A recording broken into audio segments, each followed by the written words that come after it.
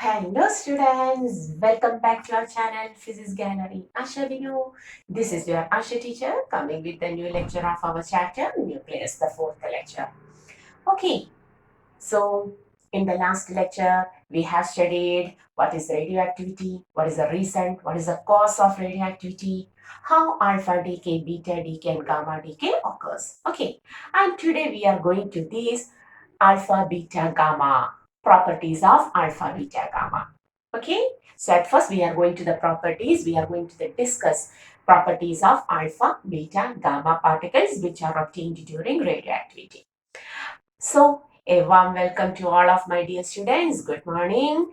Hoping all of you are very good in your studies. You are studying very well. Okay.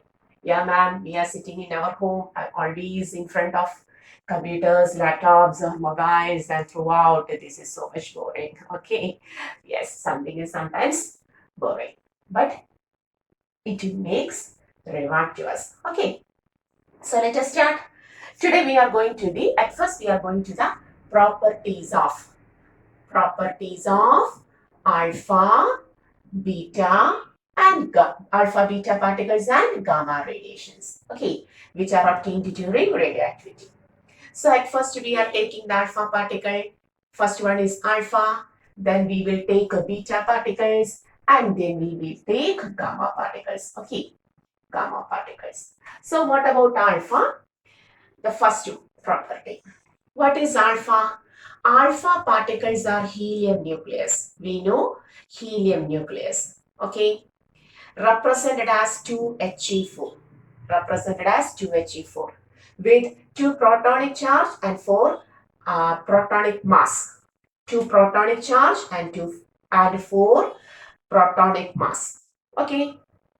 2 charge of proton, 2 protonic charge P plus and 4 protonic mass for AMU in AMU. Clear? What about the beta particles? What are beta particles? Beta particles are electrons, particles with electronic charge represented as -1, 0.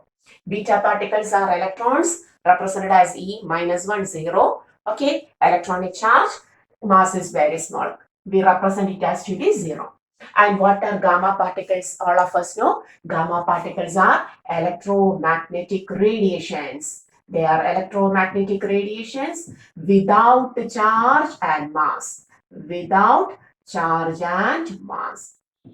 Okay, clear. So we know what is alpha particle, what is an electron, and what is a gamma particle. And next thing, what happens when an alpha particle is provided to or it is entered into an electric field? What happens to the alpha particle? Alpha particle is a charged particle, hence it is deflected by alpha particles. They are, we can say, they are deflected by both the electric field and magnetic field. They are deflected by both electric field and magnetic field. Similarly, electrons are also, beta particles are electrons negatively charged, so they are also deflected by charged particles. They are also deflected by both electric field and magnetic field. They are also deflected by electric field and magnetic field. But what about electromagnetic radiations? As we know, electromagnetic radiations have no charge. What happens? They are not deflected by electric and magnetic field. Okay, electric and magnetic field. Clear? Now we are going to the third point. What is the third point? What about its penetrating power? What about the penetrating? Before that, we will go to the speed. What about the speed? The speed of alpha particles is less than speed of light. That is, speed of alpha particles is taken as 10 raised to minus 2 to 10 raised to minus 1 times the speed of light, that is c. Speed of alpha particle is somewhat 10 raised to minus 2 to 10 raised to minus 1 times that of the speed of light. What about beta particles? Beta particles are much less weight, having that is their mass is less than that of the alpha particles. So what happens? Their speed increases. So we can see the speed of beta particles. Here the speed is somewhat 1% to 99% of speed of light. Here it is only 10 raised to minus 2 to 10 raised to minus 1 times, but here it is 1% to 99% of speed of light. And what about gamma particles? They are electromagnetic radiations, and all electromagnetic radiations move with the speed of light. That is C itself, 3 into 10 raised to 8 meter per second. Okay, so here the speed of alpha particles is 10 raised to minus 2 to 10 raised to minus 1 times the speed of light. 1% to 99% of speed of light, and there itself C. Okay, now what about the penetrating power? Alpha particle has larger mass with respect to that of beta and gamma. The mass of alpha particle is large, so their penetrating power is less. Less penetrating power, whereas beta, whose mass is less than that of the alpha particle, more penetrating power. Penetrating power is greater than that of the alpha particle. Okay, and gamma particles very high, most penetrating power, largest penetrating power, maximum penetrating power, penetrating power. Okay, what about the ionizing power? Alpha particles having two protonic charges has maximum ionizing power. Maximum ionizing, you can write, okay. Maximum ionizing power. Ionizing power. Here, beta particles are also charged particles, so they have ionizing power, but since their charge is less than that of the alpha particles, less ionizing power. Whereas for gamma particle, which has not at all any charge, they have least ionizing power. Least ionizing power. Okay, so we know how to take the ionizing power, and both of, not all of the alpha particles, beta particles and gamma particles affects photographic plate. They produce fluorescence. Produces a fluorescence when strikes on some metallic substance, some region, some target. What happens? Produces a fluorescence.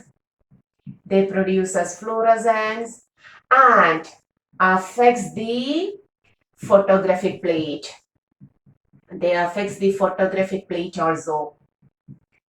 Causes changes in photographic plates. Okay, here also produces fluorescence and affects the photographic plate more than alpha particles.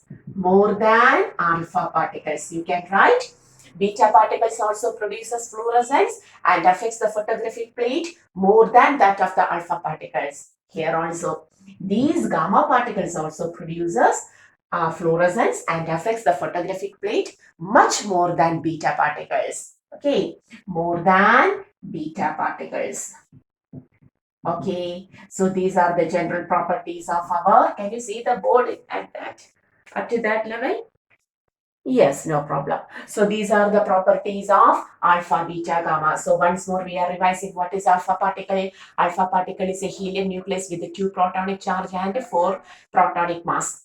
What about beta? Beta are electrons. Okay, they are particles equivalent to electrons having 1 negative charge. And their mass is very much, very less when compared to that of the alpha particles. So it is represented as E minus 1, 0. And gamma particles are gamma particles, gamma radiations. Gamma are radiations, not at all particles. So gamma radiations are electromagnetic radiations without a charge and mass. So, since alpha and beta particles are charged particles, they are deflected by electric field and magnetic field, but gamma particles are uncharged particles, so they are not at all deflected by either electric or magnetic field. The speed of alpha particle is 10 raised to minus 2 to 10 raised to minus times that of c, whereas the speed of the beta particle is 1% to 99% of c, and gamma radiation's speed is c itself, 3 into 10 raised, what is c? 3 into 10 raised to 8 speed of light, 3 into 10 raised to 8 meter per second itself. And alpha particle has larger mass, less penetrating power. Mass is less than alpha particle, penetrating power increases. Gamma has not at all any mass, maximum penetrating power. Alpha has maximum charge, maximum ionizing power. Beta has less charge, less ionizing power. Here, no charge, least ionizing power for gamma. Produces fluorescence and affects the photographic plate all of the alpha, beta, gamma particles. Maximum for gamma, then beta, and least by the alpha particles. Okay, so these are the general properties of alpha, beta, gamma. Hoping you understood. Okay, and besides this, our gamma radiations shows a special phenomena called as the pair production. Okay, gamma particles, only for gamma particles, here we will write, they produces or they results in pair production. A particular phenomena called as pair production is seen by or observed in gamma particles. What is this? Gamma particles, their energy is large with respect to all of the electromagnetic radiations. Gamma particles have larger frequency. Hence, what happens? Their energy is also maximum. So, when gamma particles strikes, how gamma particles are represented? Like this: no charge, no mass. When gamma particle strikes on a target nucleus, when they strikes on a target nucleus, what happens? This nucleus splits up into or emits. The nucleus emits both positively charged and negatively charged electronic particles. That is, what happens? Gamma particles when strike on a nucleus, when they strikes on a nucleus, gamma particles splits up into electron and positron. Beta minus, beta plus. Gamma particle splits up into electron and positron. Electron with positive charge is called as positron. Okay, and since electron and positron are produced in pair, this phenomena, nuclear phenomena, is called as the pair production. So, gamma particle shows a special phenomena called as the pair production. Since their energy is large, high, what happens? When they strikes on a target nucleus, gamma particle splits up and converts into electron with a negative charge and positron, E with positive effect. Okay, positive charge. So these are the general properties of alpha, beta, gamma. Hoping you may write this. So pause the video and take the notes. Okay, so hoping you have written the properties of alpha, beta, gamma. And now we are going to the next session, that is, we were discussing about the radioactivity. And we got alpha, beta, gamma particles as a result of radioactivity. Okay, now we are going to measure this radioactivity. We have to measure what is the radioactivity of an unstable nucleus, Okay, unstable element. So, radioactivity is generally measured as rate of radioactive disintegration. Rate of radioactive disintegration. Radioactive disintegration. Radioactive disintegration. That means, what is this radioactive disintegration or radioactive decay? That means, how we measure the radioactivity shown by some unstable nuclei, how it is measured? It is always measured, the rate of radioactivity of a material is measured as the number of particles undergoing decay in a given time. Rate of radioactivity is represented as dN by dt. It is the number of radioactive nuclei which undergoes disintegration in a given time interval. So it is measured as the number of radioactive nuclei, which undergoes disintegration which undergoes disintegration, decaying in a given time interval, Okay, so how we represent the rate of radioactivity? It is the how many number of radioactive nuclei undergoes disintegration in a given time interval. That is, it is represented as dN by dt. In a given time interval of dt, dN particles has disintegrated. Okay, so this is the representation of rate of radioactivity, which is also sometimes represented as the rate R.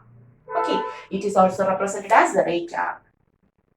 And the unit of this radioactive disintegration. Unit of radioactive disintegration is taken as 1 disintegrations per second. And 1 disintegrations per second is taken as the SI unit, and it is named as 1 becquerel. What is 1 becquerel? 1 disintegrations per second. 1 disintegration in 1 second is called as 1 becquerel, and in favor of the scientist who discovered this radioactivity, Henry Becquerel, that becquerel is taken as the SI unit. So 1 disintegrations per 1 second is the SI unit, which is commonly taken as the becquerel. So the SI unit of radioactivity is becquerel, and other units are, we take Rutherford, and also we take Curie, scientists which have done a lot of experiments for this radioactivity, and 1 Rutherford is taken as 10 raised to 6 disintegrations per second, or 10 raised to 6 becquerels. Okay, 10 raised to 6 becquerels, and 1 Curie is taken as 3.7 into 10 raised to 10 disintegrations per second, or becquerels. It is also called as 3.7 into 10 raised to 10 becquerels. So these are the generally used units of radioactivity. The SI unit is becquerel, but it is a small unit. Particles undergoes a lot of disintegration, so we will use Rutherford and Curie also. Okay, so how to measure this radioactivity? The number of particles that are undergoing disintegration in a given interval of time. dN by dt, also sometimes represented as the rate R. Unit, SI unit is 1 disintegration per 1 second, which is commonly called as 1 becquerel, and higher units, Rutherford and Curie. 1 Rutherford is equal to 10 raised to 6 disintegrations per second, and 1 Curie is equal to 3.7 into 10 raised to 10 disintegrations per second, so becquerels. Okay, clear? Take this much of notes. Rate of radioactive disintegration. Okay, now we are going to the law of radioactive disintegration. Now we want the law of radioactive disintegration. Okay, so we are going to, very important, law of radioactive disintegration or law of radioactive decay. Law of. Okay, so the law of radioactive disintegration, which was proposed by Rutherford, Soddy, etc. Scientists Rutherford and also Soddy. Okay, by Rutherford and Soddy. Okay, according to their law of radioactive disintegration, the rate of disintegration, it is said that, or it is found that rate of disintegration of a radioactive substance, rate of disintegration of a radioactive substance, okay, is directly proportional to the number of particles, the number of radioactive nuclei initially present. Okay, so our law of radioactive disintegration states that the rate of disintegration of a radioactive substance, is directly proportional to the number of radioactive nuclei initially present. Okay, I am giving some ink to my pen. Okay, So the law states that the rate of disintegration, law proposed by Rutherford and Soddy, and according to them, the rate of, after several experiments, they finally proved that the rate of disintegration of a radioactive substance is directly proportional to the number of radioactive nuclei initially present. So we can say rate, which is taken as dN by dt, is proportional to the number of particles initially present. In dt time, if dn particles are disintegrated from n particles, this is the number of particles initially present, then dn by dt will be proportional to the number of particles initially present. Okay, it is not based on the material, it is not based on the taken material, it is based on the how many nuclei are present in that material. So dn by dt is proportional to n.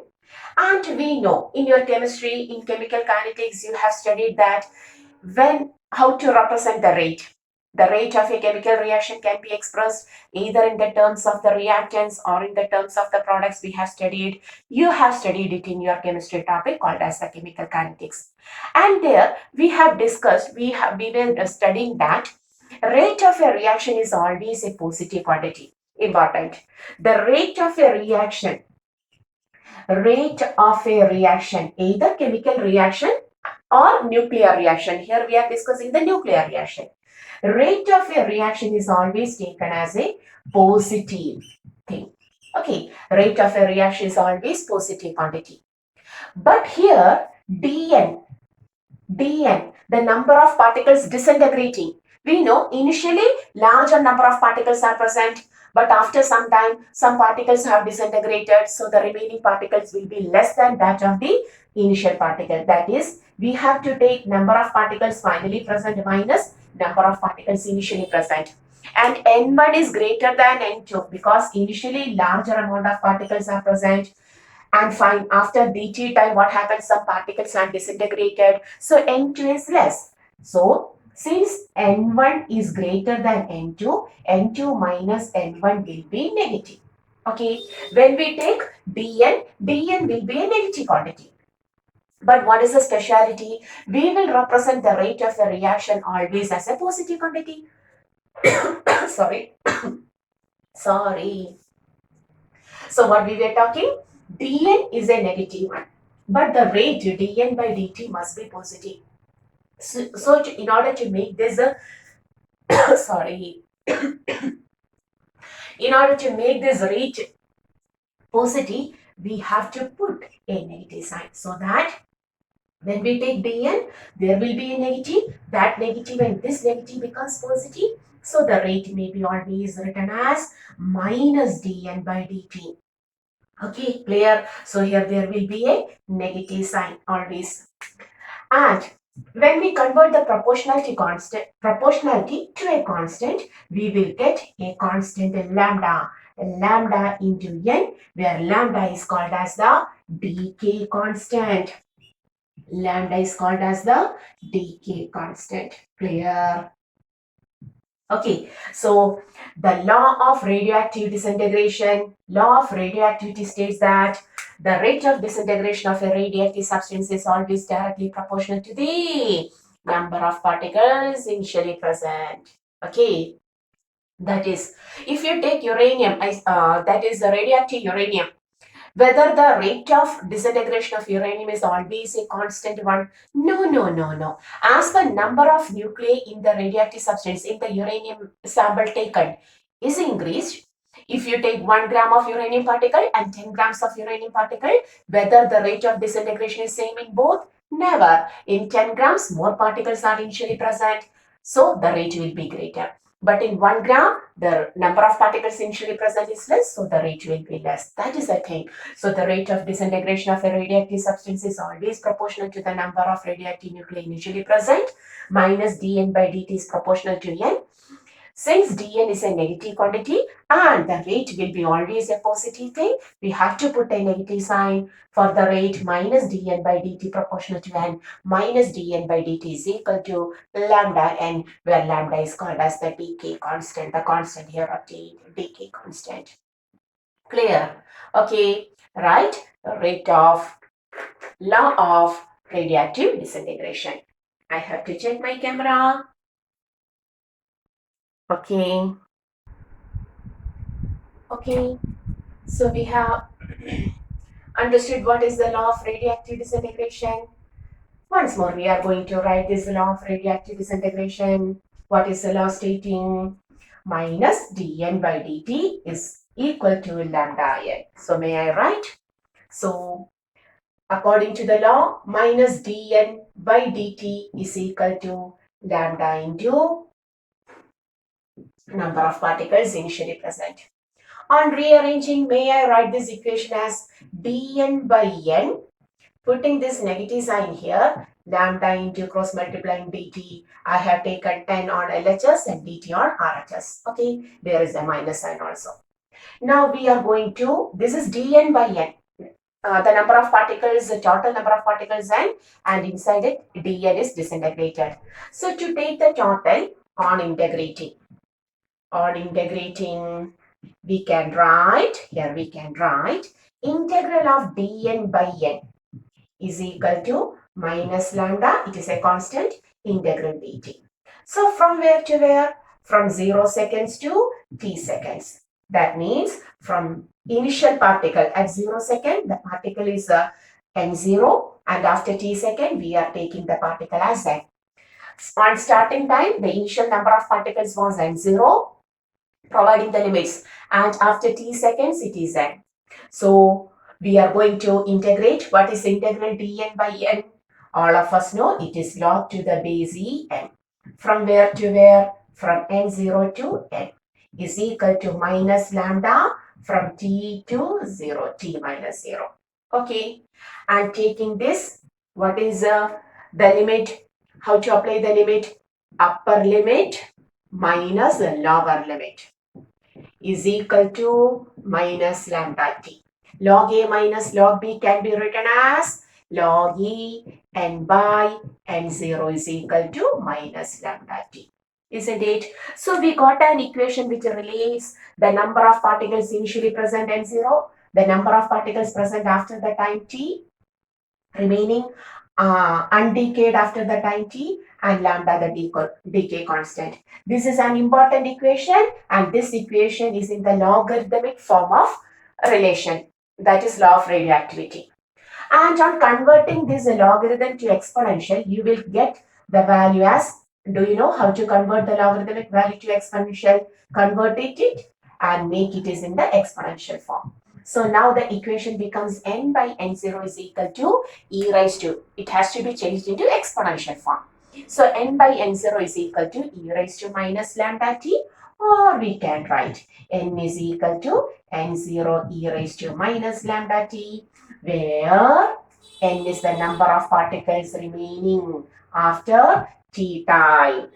Okay, the number of particles left after t time. N0 initial number of particles initially present. Number of particles initially present. Okay, initially present. And what is n? The number of particles left undecayed.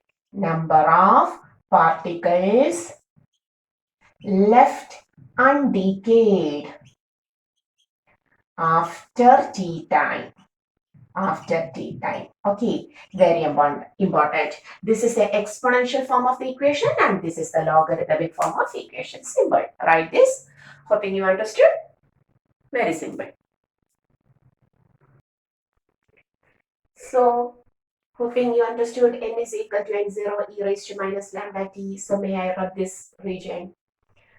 Therefore, in exponential form, we can write n is equal to n0 e raised to minus lambda t. So we suppose we are going to apply certain limits to this time. If t is equal to 0, suppose the time, initial time, we have taken initial time. If t is equal to 0, we can write n is equal to n0 e raised to, t becomes 0, e raised to 0. E raised to 0 becomes 1. Therefore, we can write the number of particles present, initially present, n0. That is t is equal to 0 means the the radioactive substance is going to start its radioactivity initially. Now, suppose I have taken T as infinity, then you have to write the equation as n is equal to n0 e raised to minus lambda into infinity. That means n becomes n0 e raised to minus infinity, or n is equal to n0 into 1 by e raised to infinity. What is e raised to infinity? Infinity. That is n0 by infinity becomes 0. N becomes 0. Clear? 1 by e raised to infinity means infinity. N0 by infinity means 0. That is, what is the speciality of this radioactivity? Just look. The radioactivity starts at time t is equal to 0, where the number of particles initially present were n0. But how much time later the particle undergoes disintegrated, and finally all of the nuclei disintegrated, and the number of particles now remaining undecayed, left undecayed, becomes 0 only after infinite times. That is the speciality of radioactivity. Radioactivity of a substance, radioactive disintegration of a substance will complete it only after infinite time. After infinite time. Is it clear? We have started the radioactive. We have taken a radioactive substance. Clear? We have taken a radioactive substance and okay, yes, you can. We have taken a radioactive substance and that substance undergoes radioactivity till the time becomes infinity. That means it takes infinite time to complete the process of complete the process of radioactivity. That is the speciality of radioactivity. Okay, put the values and find how much time, infinite time, to complete the process of radioactivity. That is the speciality of radioactivity. Okay, clear? Now, have you written this? Now, if the radioactivity process takes infinite time to complete, how we take the time of this radioactivity of a given substance? It is not possible to take the infinite time, so we have to take the average time of radioactivity. Average time or mean time. So what is the mean time of radioactivity? We are going to discuss what is mean time. Mean time means, suppose the time taken is, we have taken a particular time called as 1 by lambda. Suppose we have taken a time called as 1 by lambda, where lambda is the decay constant.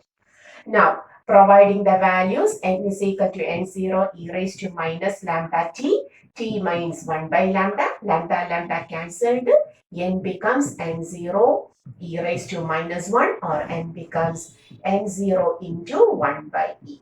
Isn't it? And in maths, we have studied E is equal to 2.718. Therefore, the reciprocal of E is somewhat 0.368. We can say N is equal to N0 into 0.368. Okay, clear? That is, T mean, average time, is defined as the time taken. This time, the time taken to time taken for radioactive process, so that 36.8% of nuclei remains. I have taken the percentage. 36.8% of nuclei remains undecayed. The time after which we can write like this. The time after which 36.8% of nuclei remains undecayed is called as the average time, and that average time is generally taken as this time. This is called as T mean. T mean is taken as, this is the definition of average time. We have taken a time as 1 by lambda, where the 36.8% of particles are now remaining undecayed. That is how much particles have a decayed, or we can say 100 minus 36.8 means it becomes somewhat 63.8% of particles are nuclei are decayed. Nuclei are decayed. So we can say so also. So the time taken to decay, 63.8% of nuclei initially present, or we can say the time taken for 36.8% of nuclei to remain undecayed is called as the T mean. Okay, that definition is called as the T mean. Clear? So that if we plot a graph of where we plot, yes, we will plot here this equation. We will draw. That is, if we plot a graph of number of particles undergoing disintegration with respect to time when t is 0, here t is equal to 0, number of particles present is n0. As the time increases, the change is exponential. There is an exponential decrease. And finally, only at t is equal to infinity and becomes 0. Only at t is equal to, this line goes to infinity. Okay, and what is t mean? What is t mean? The t mean is the time where 36.8% is remaining, or 63.8% is decayed. So we can write here 63.8% is decayed, or how much is remaining? Sorry, 36.8% is remaining. This of n0 is called as T mean. This is called as T mean. Clear? So what is T mean? It is the point where, it is the time where 36.8% of the total nuclei is remaining, is left undecayed, is called as the average time. Clear? Okay. Similarly, we will take T half-life period also. So hoping you have taken this. Pause the video and take the notes. Okay. Now we are going to take the T half, another one called as the T half. What is time period?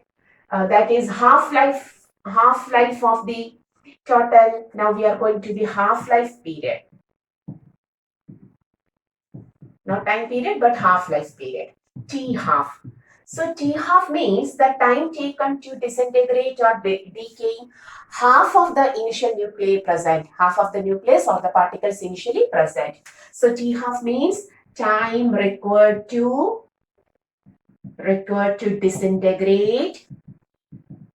disintegrate half of the particles initially present.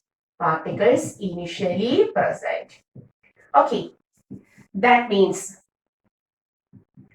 T is now equal to T half, where the number of particles is half of the particles initially present.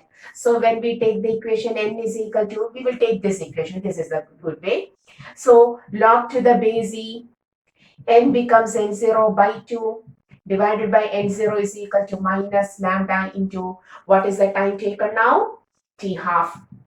Okay, n0 by n means log n0 cancelled. 1 by 2 means 2 raised to minus 1 is equal to minus lambda T half. Or we can say, may I run this graph, or I will run this. Then we can say log to the base e.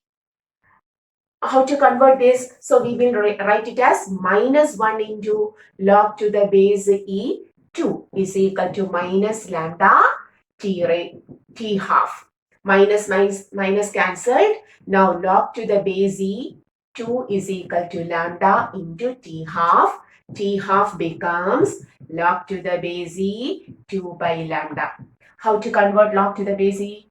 That is, we have to put 2.303 log to the base 10 2 by lambda.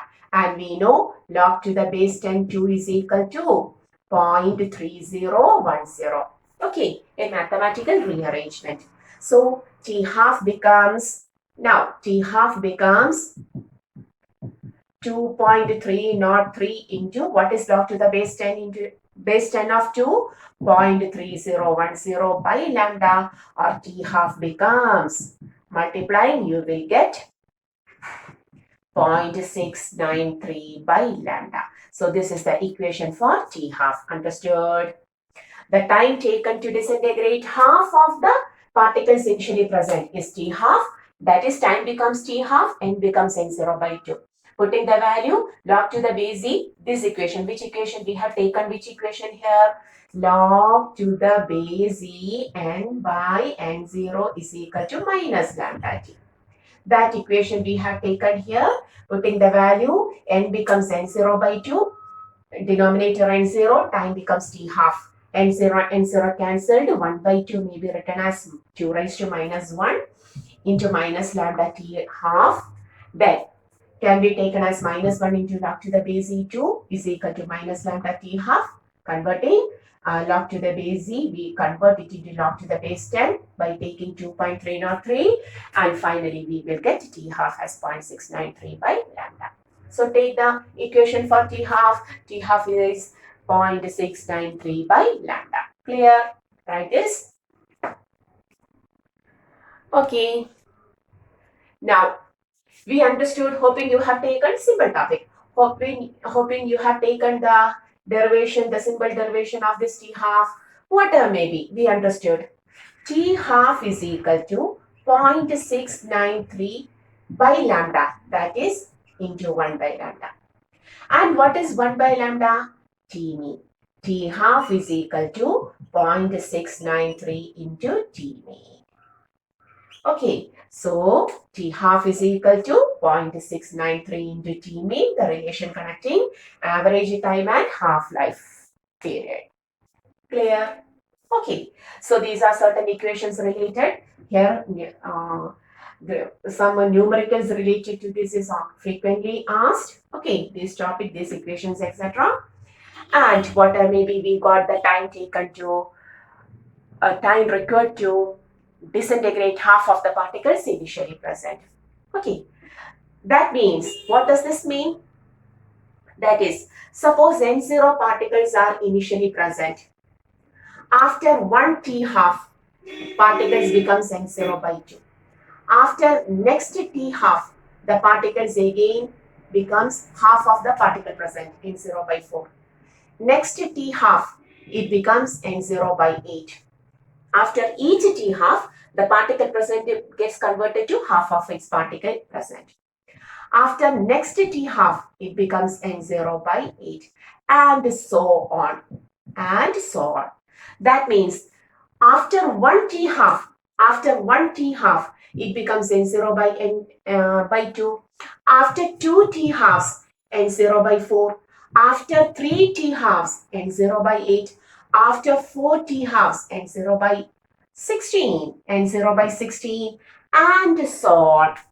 Therefore, there is an equation which relates the number of particles present initially and the number of particles present after a particular half-life. That is, after n t halves.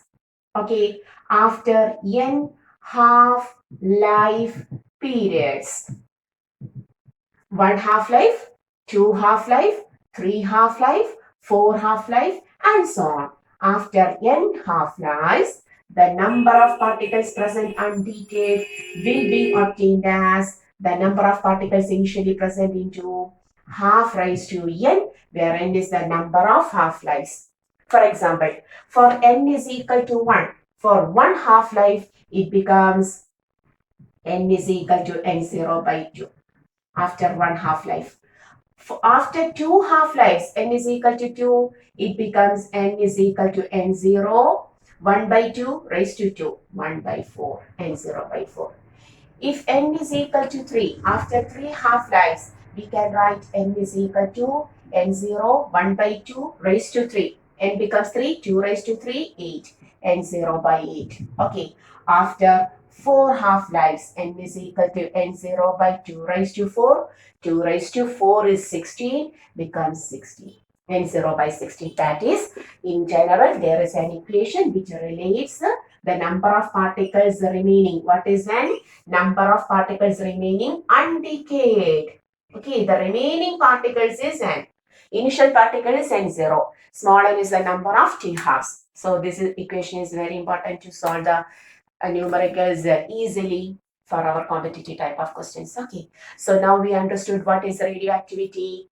Okay, what are the reason for radioactivity? What is the reason for alpha decay, beta decay, and also gamma decay? And we know what are the properties of alpha beta particles and gamma radiations. At the same time, now we understood what is law of radioactive disintegration. Okay, what is T mean? What is T half? What is the relation connecting them? How to take the number of particles present after n T halves? Okay, everything. That is, we have completed the topic called as the law of radioactive disintegration. Okay, we have completed radioactivity. Now, the pending topic is about the nuclear reactions called as fission and fusion. So in the next class, we will come with the new topic of this radioactivity called as the nuclear fission and fusion. Till then, winding up the class. See you. Hoping all of you will study very well. Okay. So see you in the next class. Okay, bye.